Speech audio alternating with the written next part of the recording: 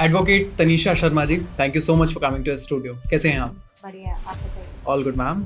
जब एक महिला आगे बढ़ती है तो इस देश में कई पुरुष हैं जो प्रॉब्लम में आ जाते हैं, जी और अगर एक महिला वकील हो हम्म, तो उस पर नाम भी रखे जाते हैं जी कि लड़की तेज है, लड़की बहुत बोलती है, लड़की सवाल करती है। आपने फेस किया है ये सब चीज़? जब मैं एलएलबी में एडमिशन ले रही थी तो मैं अपने पापा के साथ जा रही थी कि एलएलबी में एडमिशन लेना है, फॉर्म ले आते हैं यूनिवर्सिटी से। तो एलएलबी में एडमिशन की शादी नहीं होगी। सुप्रीम कोर्ट में तो क्या है कि राजा का बेटा राजा बन रहा है। हाई कोर्ट में प्रमोशंस वाले, जुडिशरी में जितनी भी वहाँ पे जजेस हैं वो प्रमोशन से जाते हैं। एग्जाम बाय एग्जाम सिर्फ डिस्ट्रिक्ट कोर्ट, सिविल कोर्ट में ही जाते हैं जजेस। वहाँ लड़कियों को इतना चांस ही नहीं मिलता। आपके हिसाब से एक अच्छे लॉयर में क्या होना चाहिए? उसे बोलना अच्छा आना चाहिए, उसे एथिकली सही होना चाहिए, या वो बस चिल्लाता रहे? एक अच्छे अधिवक्ता में बहुत सारी क्वालिटी होनी चाहिए। अगर पुलिस एफआईआर नहीं लिखती तो क्या करूं मैं? ऑनलाइन एफआईआर लिखूं या क्या करूं? ऑप्शन क्या है? अगर पुलिस एफआईआर नहीं लिखती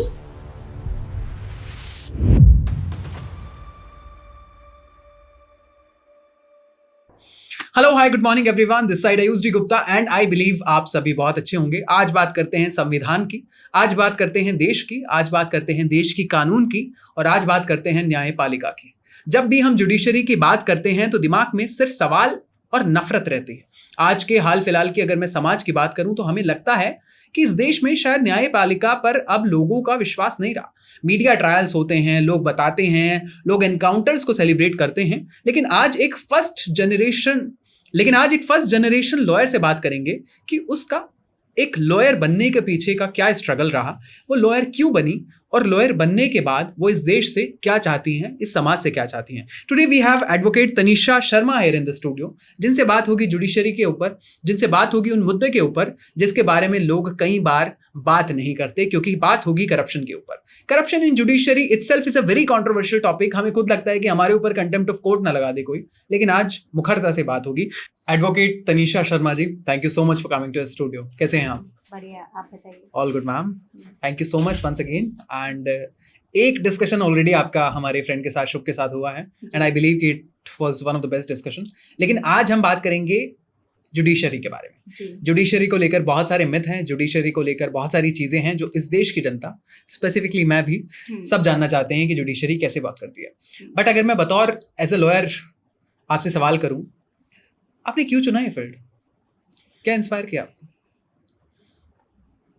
बचपन से ही मैं थोड़ा सेवा भाव वाला नेचर रहा है मेरा, लोगों के लिए कुछ करना, सोसाइटी के लिए कुछ करना। तो मुझे ऐसा लगा कि ये सबसे अच्छा प्लेटफॉर्म है जिसमें मैं लोगों की सहायता कर पाऊँ, पीड़ित लोगों की, गरीब लोगों की, और बस यही रीज़न था। बाकी अगर मैं किसी जॉब में होती या किसी सरकारी कर्मचारी होती मैं जी, तो वहाँ मेरे ऊपर बाउंडेशन होती, चाहे प्राइवेट जॉब हो चाहे गवर्नमेंट जॉब हो, बाउंडेशंस रहती हैं। ये मुझे फील्ड ऐसा लगा, यहाँ मैं बिना प्रेशर के किसी की भी सहायता कर पाऊंगी जो मेरी सहायता चाहता है। इसीलिए मैंने चुना। ठीक है, आपसे बात करके ऐसे लग रहा है कि देश सेवा की कहीं ना कहीं आपने बात करी, इस देश की सोसाइटी, समाज के लिए आप काम करना चाहते हैं जी। अगर ये सच्चाई है तो क्यों इस देश की जनता कहती है कि काले कोट वालों से दूर रहो? हर सोसाइटी में बहुत सारे डिपार्टमेंट्स होते हैं, एडवोकेसी, जुडिशरी, प्रशासन, और मतलब बहुत सारे डिपार्टमेंट्स होते हैं। हर डिपार्टमेंट में हर किसी का नेचर अलग होता है जी। मेरे डिपार्टमेंट में भी बहुत सारे वकील ऐसे होते हैं जिनसे लोग डरते हैं, बिल्कुल इमोशनल लेस होते हैं। बहुत सारे मेरे जैसे भी होते हैं जो फीलिंगों से भरे होते हैं, सोसाइटी के लिए कुछ करना चाहते हैं। तो हर जगह एक सा इंसान नहीं होता।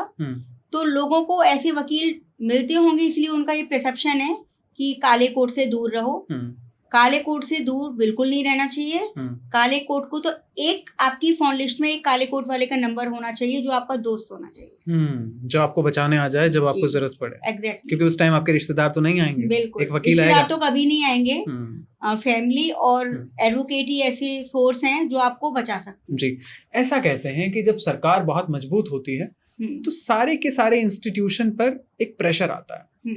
हमने लेजिस्लेचर, एग्जीक्यूटिव सबकी बात कर ली, जुडिशरी भी क्या प्रेशर में रहती है मजबूत सरकार के टाइम पर? जुडिशरी समटाइम रहती है, लेकिन प्रॉपर तरीके से नहीं रहती। एडवोकेट है वो किसी के प्रेशर में नहीं रहता, लेकिन गवर्नमेंट एडवोकेट हैं, जजेस हैं, वो प्रेशर में रहते हैं। कभी कभार उनको अपना केस छोड़ना पड़ता है क्योंकि वो प्रेशर में काम नहीं कर सकते। वो जो ऑर्डर पास करना चाहते हैं वो नहीं कर सकते जस्ट बिकॉज ऑफ किसी नेता का, किसी ऐसे व्यक्ति का उनके पास फोन पहुंच जाता है तो वो केस को ही छोड़ देते हैं, ट्रांसफर टीपी एप्लीकेशन लगवा देते हैं कि मैं इस केस को नहीं देखूंगा। तो प्रेशर रहता है, जुडिशरी पर भी रहता है। आपने अपने पूरे करियर में कभी प्रेशर फील किया? नहीं, आज़ाद हैं बिल्कुल, फैमिली से भी, सोसाइटी से भी, अपने दोस्तों के साथ भी, और जो भी मेरे आसपास रहते हो सब लोगों ने बिल्कुल आज़ाद कर रखा है। क्यों? क्योंकि मैं उनके लिए कुछ काम करती हूँ। वो चाहते हैं कि इसको आज़ाद छोड़ेंगे तो ये हमारे साथ साथ सोसाइटी का भी कुछ तो भला कर पाएगी। That's true.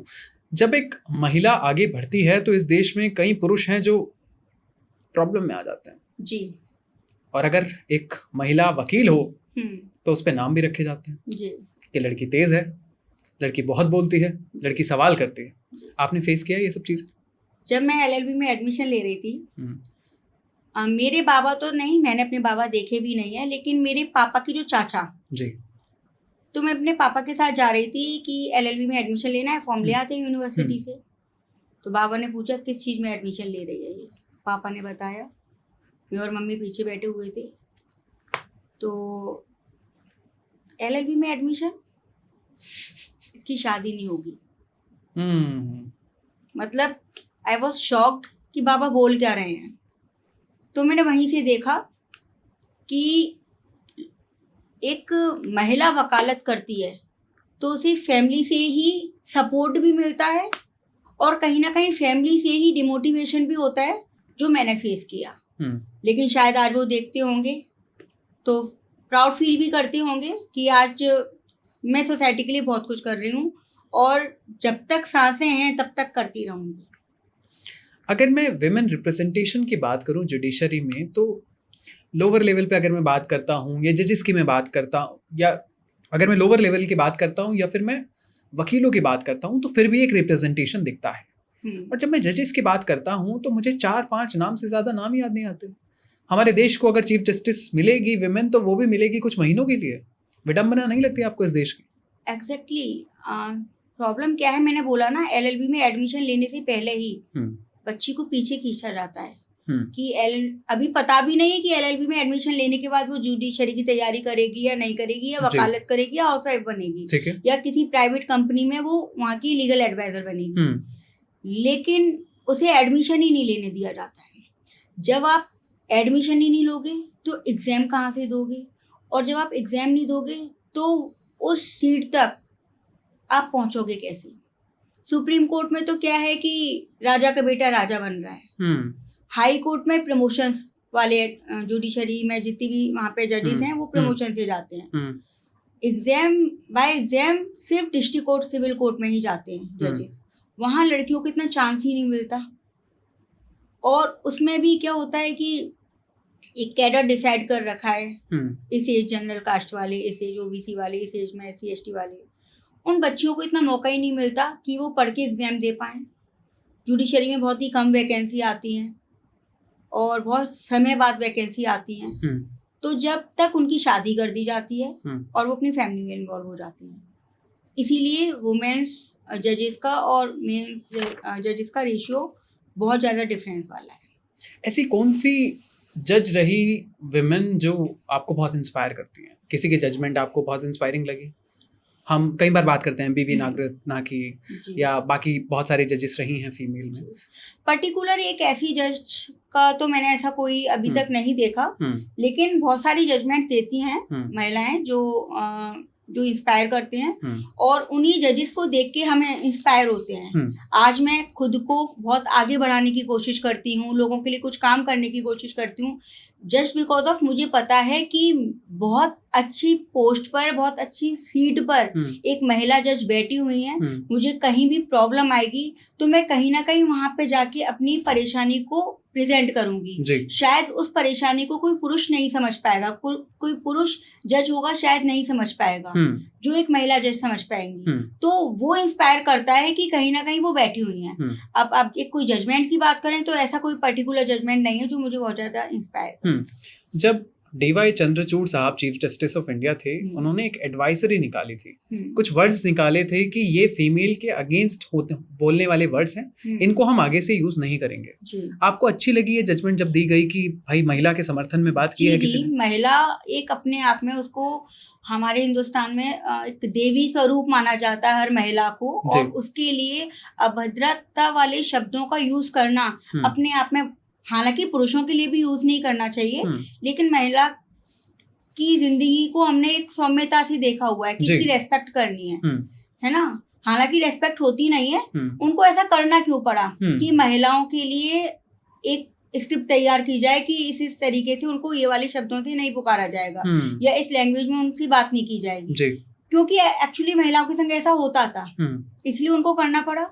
जब महिलाओं की डिसरिस्पेक्ट होगी जहाँ जहाँ, वहाँ हमारे जो माननीय सुप्रीम कोर्ट के जजेस हैं, हाई कोर्ट के जजेस हैं, उनको कोई ना कोई ऐसी लीडिंग, ऐसा रूलिंग निकालनी पड़ेगी जिससे कि महिलाओं की रेस्पेक्ट हो। जी, हाल फिलहाल में एक वेब सीरीज बड़ी फेमस हुई जिसका नाम था मामला लीगल है जी। उसके अलावा एक मूवी आई थी जोली LLB जी। उसमें दिखाई जाती है कि लॉयर्स की कंडीशन क्या है, किस तरीके से लॉयर्स को बात करनी होती है, लेकिन वो किस तरीके से बात करते हैं जी। क्या जब मूवीज में बॉलीवुड जब दिखाता है, क्या वो समाज का आईना होता है जो सच है या फिर झूठ दिखा रहा है? नहीं, मूवीज में LLB की मूवीज ही नहीं, वैसे भी मूवीज में मोस्टली सच ही दिखाया जाता है। हम पुराने जमाने से भी लें तो मूवीज में वही दिखाया जाता है जो एक्चुअली उस टाइम पे लाइफ में ट्रेंडिंग में चल रहा होता है, जिंदगी में हमारी सोसाइटी में जो ट्रेंडिंग में चल रहा होता है। ऐसे ही LLB की जो मूवीज हैं 80% उसमें सच ही है। बहुत स्ट्रगल है एडवोकेट्स की लाइफ में। अगर आप स्ट्रगल करोगे तो एक दिन बहुत अच्छे मुकाम पे पहुंचोगे, वहाँ आपको नाम से लोग जानेंगे। विदाउट स्ट्रगल सिर्फ LLB की डिग्री लेके आ रहे हो आप, तो आप उस लेवल पे नहीं पहुंच सकते। एक्चुअली क्या है, एडवोकेसी एक नोबल प्रोफेशन है। हमारे देश को आजाद कराने वाले सब वकील थे, हमारे संविधान को लिखने वाले वकील थे। इस प्रोफेशन, ये एक ऑफिसर ऑफ द कोर्ट होते हैं, लेकिन उस पद की गरिमा को मेंटेन करने के लिए कि आप एक अधिकारी हो, आप एक वो व्यक्ति हो, वो अधिकारी हो, स्वतंत्र अधिकारी, वरना हर अधिकारी के ऊपर एक ना एक अधिकारी बैठा है, लेकिन वकील एक ऐसा अधिकारी होता है जिसके ऊपर कोई नहीं बैठा। वो उसकी खुद की पावर होती है, खुद की लर्निंग पावर होती है, खुद की का कॉन्फिडेंस होता है, जिससे वो जितना आगे बढ़ सकता है उतना आगे बढ़ता है वो। ठीक है। तो लेकिन उसमें स्ट्रगल इतना है कि आज आप लर्न नहीं करोगे तो कल आपको कोई नहीं पहचानेगा। बहुत ज़्यादा स्ट्रगल है, क्योंकि तब बहुत स्ट्रगल है एडवोकेट्स की लाइफ में। जैसे फर्स्ट जनरेशन लॉयर होते हैं, उनकी लाइफ में बहुत स्ट्रगल है, लेकिन मैंने बोला ना, राजा का बेटा राजा, जो कंटिन्यूसली एडवोकेसी में जिनकी फैमिलीज हैं, उनके लिए नहीं है प्रॉब्लम्स। वो अपने फादर की सीट पे आके बैठ जाते हैं। उन्हें जुडिशरी में, उनको जूनियरशिप में पता भी नहीं है कि क्या होता है। सिर्फ वो आर्गुमेंट पे जाते हैं, उन्हें सच में ये भी नहीं मालूम आर्गुमेंट करने कैसे हैं। सिर्फ फादर को करते हुए देखते आए हैं, इसीलिए। लेकिन अगर आप गंभीर तरीके से वकालत में मेहनत करोगे, मनन करोगे, किताब एक्ट्स पर, रेगुलेशन पे, बुक्स पर, नए नए रूलिंग्स आती हैं उन पर, तभी आपका स्ट्रगल स्टार्टिंग में बहुत ज़्यादा रहेगा, एंड में जाके वो स्ट्रगल कम हो सकता है। सीनियर एडवोकेट की लाइफ में कम है स्ट्रगल, लेकिन यूथ की लाइफ में बहुत ज़्यादा है। जुडिशरी में over the period of time hundreds of judgments दी गई हैं, लेकिन क्या कोई ऐसी एक खास जजमेंट आपके दिमाग में रही जो आपके दिमाग को घर कर गई और आपको लगा कि शायद सुप्रीम कोर्ट की अभी तक ये सबसे बेस्ट जजमेंट है? अभी एक सुप्रीम कोर्ट ने के सामने एक कपल आया, तो हस्बैंड ने डाइवोर्स डाला, तो वाइफ ने उसके ऊपर मेंटेनेंस डाल दिया। 90 करोड़ रुपए, 90 करोड़ रुपए का मेंटेनेंस चाहिए था वाइफ को अपने हस्बैंड से। क्या बात है। शादी को सिर्फ 9 महीने या 8 महीने या 10 महीने कुछ हुआ होगा, 1 साल भी पूरा हुआ नहीं था। तो ऐसे में कोर्ट ने उसकी प्रार्थना पत्र को, उसकी एप्लीकेशन को एंटरटेन ही नहीं किया, लताड़ लगा वापस कर दिया कि एक किसी चीज की एक सीमा होती है। 9 महीने की शादी में 90 करोड़ रुपए, तो ये बहुत दिल को छू लेने वाली एक एक्शन था by the supreme court. But इस देश में बहुत सारी फेमिनिस्ट हैं जो उस जजमेंट के अगेंस्ट हो गई। वो कहती हैं कि महिला के साथ गलत हुआ। देखिए, कोई भी ऑर्डर होता है, कोई भी एक्ट बनता है, कोई भी रेगुलेशन बनता है, उसके कुछ अपवाद भी होते हैं, कुछ उसके फेवर वाले भी होते हैं, कुछ अनफेवर वाले भी होते हैं। तो महिला हैं, उनको लगा होगा कि ये गलत हुआ उनके साथ, लेकिन जिस तरीके से जिस कुर्सी पे हम बैठे हुए हैं, हम आए दिन चीजों को देखते हैं, कुछ गलत नहीं हुआ। बेचारा पुरुष क्या करेगा, कहाँ से लाएगा 90 करोड़ रुपए 1 साल की शादी में? क्यों, वाई? ठीक है, जो भी महिलाएं गलत तरीके से कोर्ट का इस्तेमाल करती हैं, सुप्रीम कोर्ट ने रिसेंटली एक जजमेंट में ये कहा, this is new legal terrorism, यानी कि आतंकवाद से कम नहीं है ये जो महिलाएं कर रही हैं। इस तरीके की जब जजमेंट आती हैं तो लोगों को लगता है कि चलो पुरुषों के पास भी कुछ अब अधिकार है, लेकिन ये जो लोअर जुडिशरी की अगर मैं बात करूं, वहां पे जजमेंट उल्टी आती है। वहां पे आदमी समाज को ऐसा लगता है कि भाई हमारे तो सुनी नहीं जा रही है। एक्चुअली क्या होता है, हर व्यक्ति के अंदर एक चीज होती है, पेशेंस। वो होती तो हर किसी व्यक्ति के अंदर है, लेकिन उसे अप्लाई कौन कौन कर रहा है, ठीक है, वो सेकेंडरी है। वहां तक जो आपने बताया कि ऐसे ऐसी सुप्रीम कोर्ट से ऑर्डर आए, जजमेंट्स आए, तो वहां तक पहुंचने के लिए व्यक्ति ने पैसा भी खर्च किया, पेशेंस भी अपना धैर्यता बना के रखी, टाइम भी खर्च किया। लोअर कोर्ट से ऑर्डर होने के बाद लोग टूट जाते हैं, क्योंकि लोअर कोर्ट में ही इतना समय बर्बाद हो जाता है लोगों का कि अब इससे ज्यादा नहीं, अब मुझ पे ये कोर्ट कचहरी नहीं हो पाएगी। तो जो आपने बोला, वहां तक पहुंचने के लिए इंसान को सुप्रीम कोर्ट तक जाना तो पड़ेगा ना। लोअर कोर्ट में तो फिर लोअर कोर्ट जैसा ही काम होगा। लोअर कोर्ट वाले जजेस भी एकदम से कोई ऑर्डर नहीं कर सकते जो एक के बिल्कुल विपरीत हो, और अगर ऐसा कर देते हैं तो हाई कोर्ट है, सुप्रीम कोर्ट है। तो यहाँ पर तब होता है जब व्यक्ति पेशेंसफुली सुप्रीम कोर्ट तक जाता है। अगर व्यक्ति नहीं जाएगा तो सुप्रीम कोर्ट कैसे उसको न्याय देगा? ठीक है, आप कहती हैं कि कोर्ट न्याय देता है। हाल फिलहाल में आंध्र प्रदेश में एक रेप हुआ था, जिसके बाद उसका एनकाउंटर हुआ और लोगों ने एनकाउंटर करने वालों पर फूल बरसाए। उसके बाद बंगाल में एक रेप केस हुआ था, लास्ट वाला। उसकी मदर ने इलेक्शन लड़ा, इलेक्शन में जीत गई। तो यानी कि इसका मतलब ये है कि न्याय प्रणाली में कुछ तो दिक्कत है कि लोगों को विश्वास नहीं रहा। न्याय में कोई दिक्कत नहीं है, जुडिशरी में कोई दिक्कत नहीं है, दिक्कत लोगों में है। लोगों को तुरंत एक्शन का वाला काम चाहिए, तुरंत एक्शन होना चाहिए। अब तुरंत एक्शन कौन कर सकता है? जुडिशरी तो एक प्रोसीजर फॉलो करती है, ट्रायल। कितना, 10 साल 20 साल? जो देखिए 10 साल 20 साल वाली बात नहीं है। बात ये है 10 साल 20 साल क्यों लगते हैं, तारीख पे तारीख क्यों लगती है? कभी जज नहीं बैठे हैं, कभी आपका वकील नहीं आया, कभी मेरा वकील नहीं आया, कभी आप नहीं आए, कभी मैं नहीं आई, कभी ऐसी कोई छुट्टी पड़ गई जो हर साल में ली जाती है। तो टाइम तो इसीलिए लेता है कोर्ट, इसी 10-20 साल 5 साल जो लगता है वो इसीलिए है। लेकिन लोगों को तुरंत एक्शन चाहिए। पुलिस ने क्या किया? तुरंत एक्शन किया, एनकाउंटर कर दिया, फूल बरसा दिए, क्योंकि लोगों को तुरंत न्याय चाहिए। लोगों पे सच में इतना टाइम नहीं है कि वो पेशेंस भी नहीं है, नहीं टाइम भी नहीं है लोगों के पास, नहीं है टाइम। जल्दी जल्दी उन्हें डिसीजन चाहिए कि बस ये वाला मैटर में आज फाइनल हो जाए, वो कि नहीं हो सकता। तो पुलिस वालों ने उन्हें करके दिया। ठीक है, तो अगर किसी के घर की महिला के साथ कुछ ऐसा होगा, वो सालों साल जब तक उसे न्याय मिलेगा तब तक तो शायद वो गम भी भूल जाएंगे। तुरंत एक्शन पे ये फूल बरसाया जाए। ठीक है, हम कई बार जो जुडिशरी में एक फेमस लाइन देते हैं, justice delayed is justice denied, justice hurried is justice buried. तो यानी कि आप इस बात को मानते हैं कि ये सच है। ठीक है, हाल फिलहाल में बहुत सारे मेंबर ऑफ पार्लियामेंट और बहुत सारे देश के बड़े नेता संविधान की किताब लेकर आजकल चलने लगे। वो कहते हैं कि संविधान खतरे में है, संविधान को बचाने के लिए हमें आगे आना पड़ेगा। आप बतौर एक लॉयर, आपको लगता है संविधान खतरे में? बिल्कुल संविधान खतरे में। संविधान है किसके लिए? लोगों के लिए। और लोग खतरे में हैं। आजकल के पुरुषों को देखो कितने खतरे में हैं। संविधान का गलत यूज किया जा रहा है। संविधान में लिखा हुआ है आर्टिकल 15 सब क्लॉज 3 में, जिसमें महिलाओं और पुरुषों, बच्चों के लिए जब भी कोई क्राइम होगा तभी एक एक्ट और रेगुलेशन बनेगा। तो संविधान में ही तो लिखा है जी। संविधान में ही हमारे जितने भी बड़े बड़े पद होते हैं वो सारे संविधान में ही है। हर जिस जगह आप जाएंगे वहाँ करप्शन है। जहाँ करप्शन है, जहाँ महिलाएं अपने अधिकारों का दुरुपयोग कर रही हैं, जहाँ पुरुष लोगों की कोई रेस्पेक्ट ही नहीं है, बेचारे सुसाइड कर रहे हैं, तो वहाँ संविधान तो खतरे में है ही है। ये सब कहाँ से है? आज आप और मैं बैठी हैं, हम अपने अधिकारों का यूज कर रहे हैं, हमें संविधान ने दिया है। मैं आज अधिवक्ता हूँ, आज मेरे को संविधान ने दिया था। पहले महिलाओं को पढ़ाया नहीं जाता था, मुझे पढ़ने का अधिकार संविधान ने दिया था। अगर मेरे साथ कुछ गलत होता है तो वो मेरे साथ गलत नहीं हो रहा, वो संविधान के साथ गलत हो रहा है, इसलिए संविधान खतरे में है। आपको लगता है कि संविधान खतरे में है? बिल्कुल। आपने नेपोटिज्म की अभी बात की थी कि जुडिशरी में नेपोटिज्म है। आप करप्शन की बात को भी एग्री करती हैं कि जुडिशरी में करप्शन भी है? बिल्कुल। आपको डर नहीं लगता कंटेम्प्ट ऑफ कोर्ट का? नहीं, डर किस बात का? सच है, अगर जुडिशरी में करप्शन नहीं होता तो जो फैसले सुप्रीम कोर्ट में जाके होते हैं ना, वो डिस्ट्रिक्ट कोर्ट में हो जाते।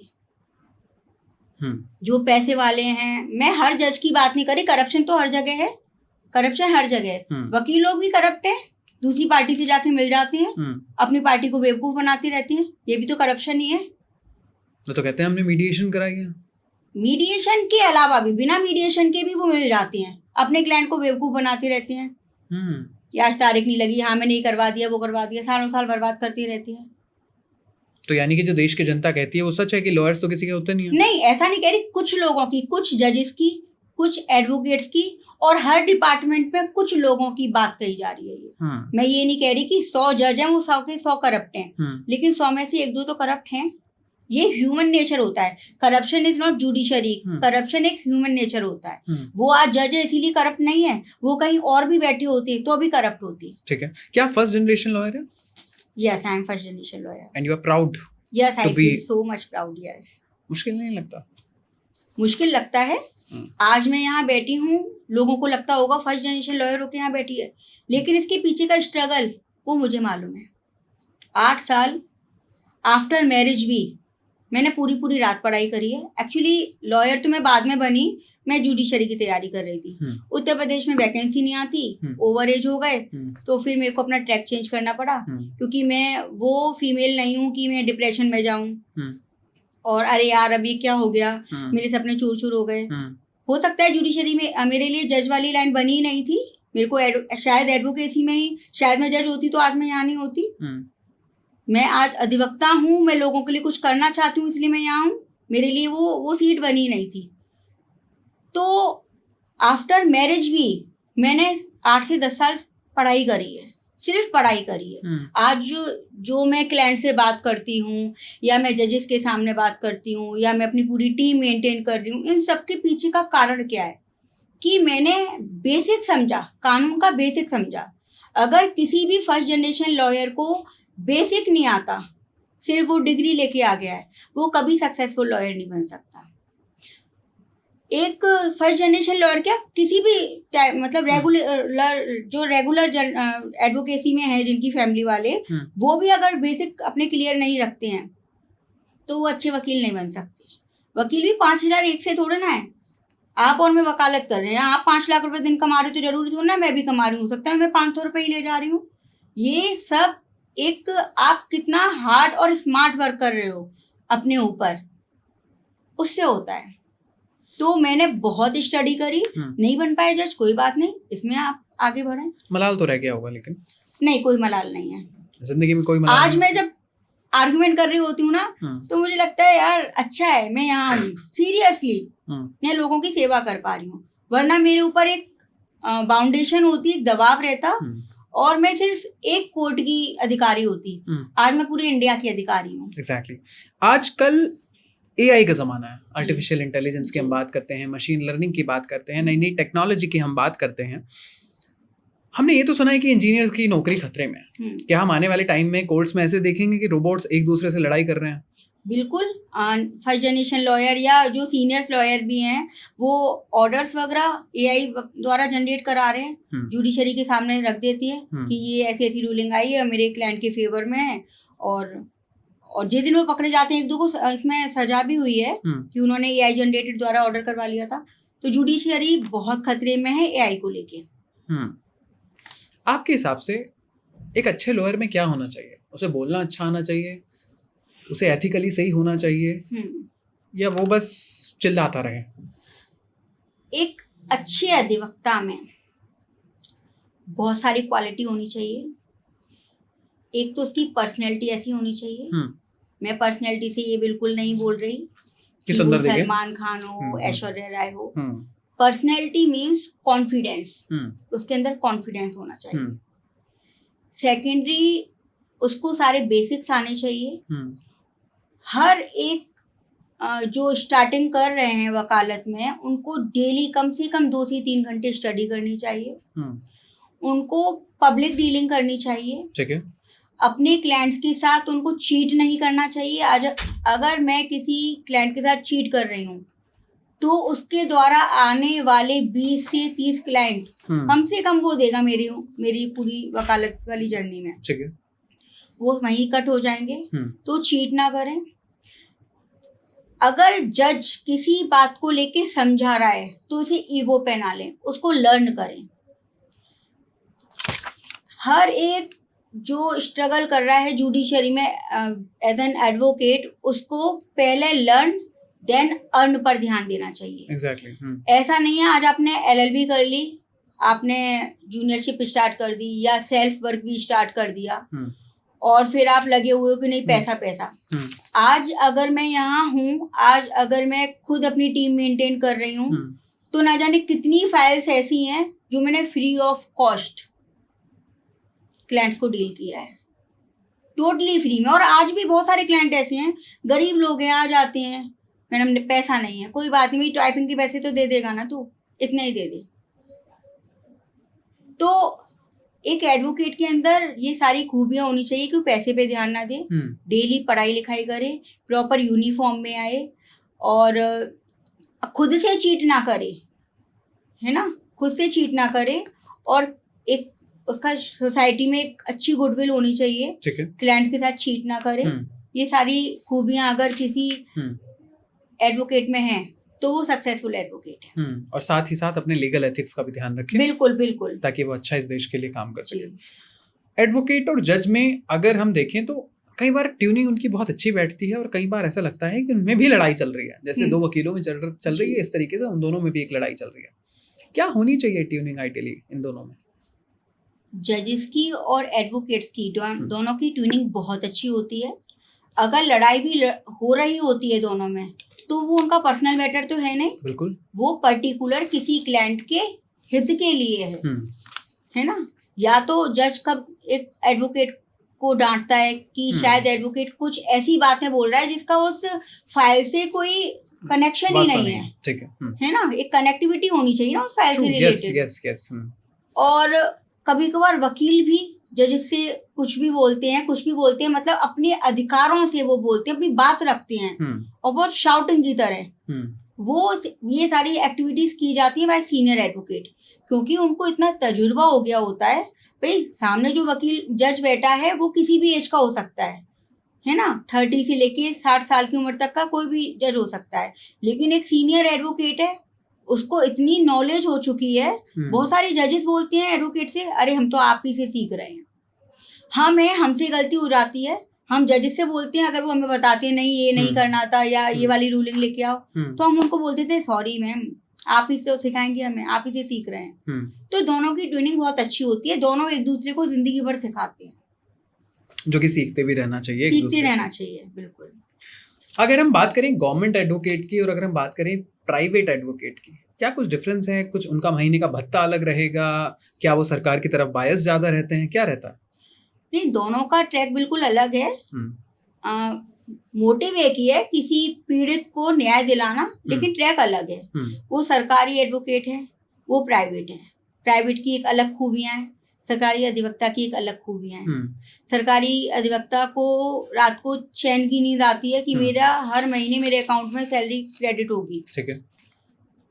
उसको वो मेहनत नहीं करनी जो एक प्राइवेट वकील को मेहनत करनी होती है कि बाय हुक और क्रुक मेरे को कैसे भी अपना क्लाइंट बचाना है, क्योंकि वो सरकारी वकील है, उसको तो अपनी प्रेजेंटेशन देनी है बाय डॉक्यूमेंट्स की, ये डॉक्यूमेंट्स है, ये एविडेंस है, चीफ क्रॉस ये सब कराना है, ठीक है। लेकिन उसको उस मुकाम पे नहीं पहुंचना कि इसके द्वारा मुझे और भी क्लाइंट मिलेंगे या मेरी वाहवाही होगी। वो एक सरकार का नौकर है, हर ठीक है। सरकारी कर्मचारी सरकार का नौकर है, हम्म, लेकिन प्राइवेट व्यक्ति अपने आप को जितना अच्छे से रिप्रेजेंट करेगा सोसाइटी में अपने क्लाइंट के सामने, उतना ही ग्रूम होगा वो। हम्म, तो दोनों के स्ट्रगल बिल्कुल डिफरेंट है। हम्म, उसको चैन की नींद आती है, 1-1.5 लाख रुपए महीने उसके अकाउंट में आ जाता है। प्राइवेट वकीलों के साथ प्रॉब्लम ये है कि एक को तो 10 लाख रुपए दिन मिल रहा है, 50 लाख दिन मिल रहा है। एक 60 साल के वकीलों की बात कर रही हूँ, झाड़ू मारती हैं चैम्बर पे, 500 का नोट ले जाती हैं। गवर्नमेंट एडवोकेट की लाइफ में स्ट्रगल नहीं है, प्राइवेट एडवोकेट की लाइफ में बहुत स्ट्रगल है। आप 5,000 वकील होते हैं दीवानी में, 5 के 5,000 सक्सेसफुल नहीं होते, वो स्ट्रगल कर रहे होते हैं।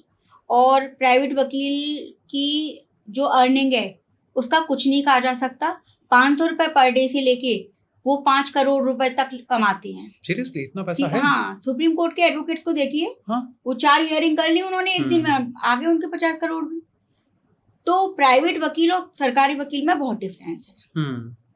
ऐसे बहुत सारे वकील रहे हैं इस देश में, जैसे मैं बात करूं प्रशांत भूषण जी की, मैं बात करूं राम जेठमलानी जी की, मैं बात करूं कपिल सिब्बल साहब की।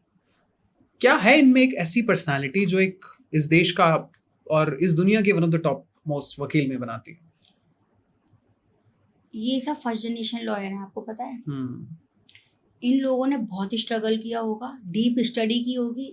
हमारे कानून में हर शब्द पे एक धारा बनती है, कितनी डीप स्टडी की होगी, एग्जैक्टली। हार्ड वर्क किया होगा, बहुत मेहनत की होगी इन्होंने, अपनी गुडविल अच्छी रखी होगी, क्लाइंट के साथ चीट नहीं किया होगा, एक अच्छी टीम बनाई होगी जो टीम क्लाइंट्स को चीट ना करे। आपके साथ साथ आपकी टीम कैसी है, ये भी बहुत बड़ा इफेक्ट करता है हमारी लाइफ को। तो इन्होंने इन सब चीजों पे काम किया होगा। मैंने बोला ना, भी हर व्यक्ति के अंदर हर क्वालिटी नहीं होती, लेकिन कुछ लोग ऐसे होते हैं गॉड गिफ्टेड, जिसके अंदर सारी क्वालिटी होती है। ये सब वो है।